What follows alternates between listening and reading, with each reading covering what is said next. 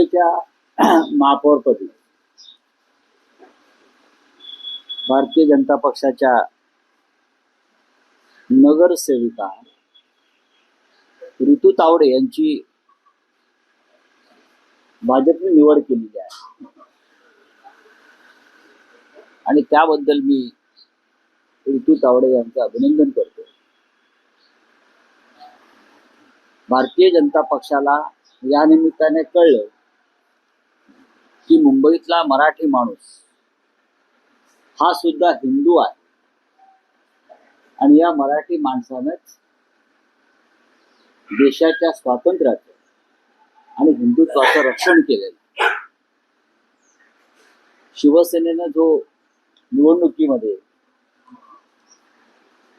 प्रचाराची दिशा ठरवली, मराठी माणूस, मराठी अस्मिता आणि मराठी जनतेने आम्हाला जे भरभरून मतदान केलं, शिवसेनेला, महाराष्ट्र नवनिर्माण सेनेला एकत्रित, त्या दबावापोटीच भारतीय जनता पक्षाला मराठी महापौर करावा लागला. ऋतू तावडे या मूळच्या काँग्रेसवाल्याच आहेत. भारतीय जनता पक्षाकडे स्वतःचं ओरिजिनल असं काही नाही. काल राष्ट्रीय स्वयंसेवक संघाचा कार्यक्रम झाला, मी पाहत होतो. मलाही आमंत्रण होतं, पण मला दुसऱ्या कार्यक्रमाला जायचं असल्यामुळे मी तिथे गेलो नाही, तर मीही गेलो असतो. सलमान खान होते व्यासपीठावर असं मला कळलं.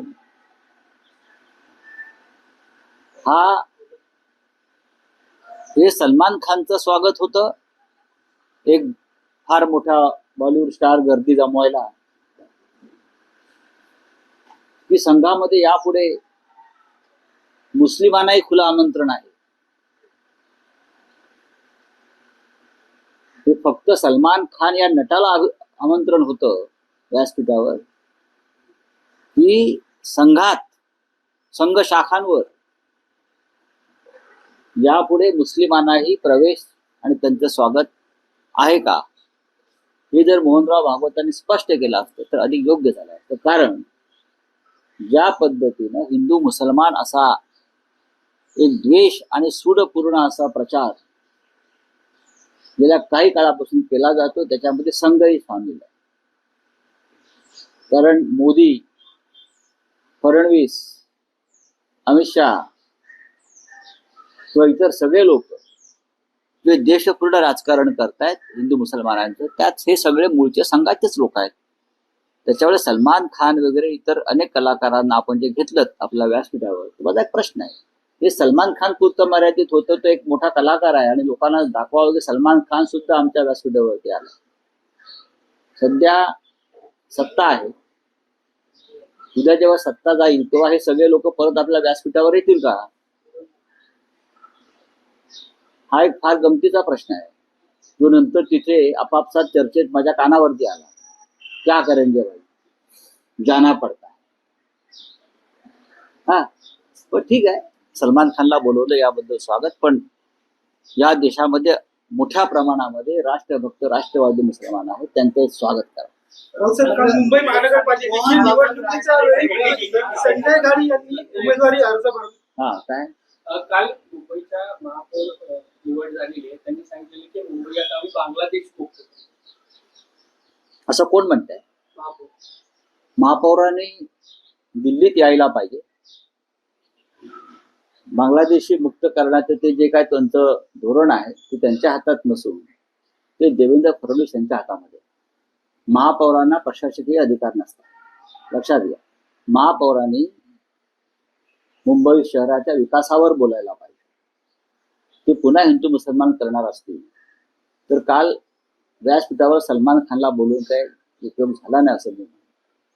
अर्थात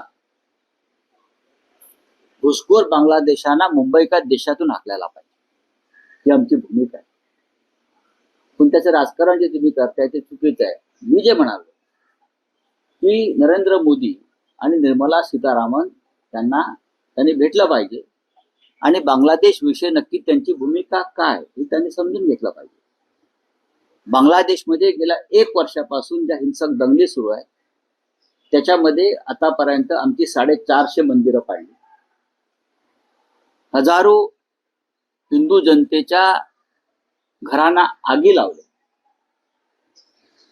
आणि जवळजवळ 230 ते 240 हिंदूंची हत्या झाली. त्यांना जाळून मारलं, त्यांच्या हत्या झाल्या, त्यांना गोळ्या घातल्या. यावर तुमचे देशाचे प्रधानमंत्री, गृहमंत्री, संरक्षण मंत्री अक्षर काढत नाही हिंदूंच्या संरक्षणासाठी. उलट आता माझा अंडरलाईन करून घ्या, भारताच्या देशाच्या अर्थसंकल्पामध्ये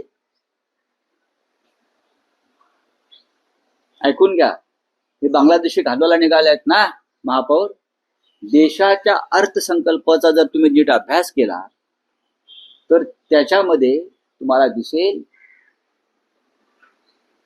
की भारत सरकारनं हिंदूंना मारणाऱ्या बांगलादेशला काही कोटी रुपये मदत केली. मी आकडा सांगेन तुम्हाला. पण बांगलादेशला मदत केली आहे की नाही, का हे का कॉन्ट्रॅक्ट किलिंग केलं का, हिंदूंना मारण्यासाठी पैसे दिले? देशाच्या अर्थसंकल्पात हिंदूंच्या कत्ली करणाऱ्या, हिंदूंची मंदिरं पाडणाऱ्या, हिंदूंच्या घरावरती आगी लावणाऱ्या देशाला नरेंद्र मोदी आणि निर्मला सीतारामन काही कोटी रुपये मदत म्हणून देतात आणि याचा वापर हिंदूंच्या हत्येसाठी होतोय. मुंबईच्या महापौरांना जाऊन सांगा की मी जे म्हणतोय खोटं आहे म्हणून सांगा. हिंदूंच्या कत्ली करण्यासाठी कोट्यावधी रुपये कालच्या अर्थसंकल्पामध्ये नरेंद्र मोदींनी दिलेले आहेत. ते जे तुमच्या महापौरांना माहीत नसेल ना, उगाच हिंदू मुसलमान करू नका. निवडणुका झाल्या आणि एक धक्कादायक प्रकार समोर आला की मोहोळमध्ये एका धाब्यावर ईव्हीएम मशीन कुठे मिळाल्या? सोलापूरला मिळाल्या. पैठणला आमदार लहान मुलांना घेऊन गेले शाई लावायला. अजून कुठे काय झालंय? मशीन तर बंद पडल्याच. ही कसली निवडणूक? हा पोरखेळ आहे. शिवसेनेचे उपमहापौर म्हणून त्यांनी अर्ज भरला. संजय गाडी यांनी एक महत्वाचं विधान केलं. मला माहिती. त्यांनी बाळासाहेबांच्या उद्धव ठाकरे यांची विधान परिषदेची मुदत जी आहे ही संपत आलेली आहे. ते पुन्हा विधान परिषदेवर येणार का अशा प्रकारची चर्चा सुरू झालेली आहे आणि त्यासाठी काँग्रेसची मदत घ्यावी लागेल, पक्षांची मदत घ्यावी लागेल. काय बघा, एकमेकांना मदत महाविकास आघाडी करावीच लागेल. एकमेकांना मदत करावीच लागेल. महाविकास आघाडीमध्ये काँग्रेस, राष्ट्रवादी काँग्रेस, शरद पवार आणि आमची शिवसेना आहे बाळासाहेब ठाकरे. त्याच्यामुळे यापुढे विधान परिषदांच्या निवडणुकांमध्ये किंवा इतर राज्यसभांच्या निवडणुकांमध्ये एकमेकांना मदत करावी लागेल, तरच राज्यसभा आणि विधान परिषदेमध्ये आमचे लोक निवडून येतील सगळ्यांचे. उद्धव साहेब पुन्हा आम्ही माननीय उद्धव साहेबांना ही विनंती केलेली आहे, आम्ही सगळ्यांनी, की आपण राज्याचे मुख्यमंत्री म्हणून काम केलेलं आहे आणि त्या विधिमंडळामध्ये आपण पुन्हा जाणं हे राज्यासाठी आणि जनतेसाठी आवश्यक आहे. हे आम्ही त्यांना विनंती केली. त्यांनी जावं अशी आमची सगळ्यांची इच्छा आहे.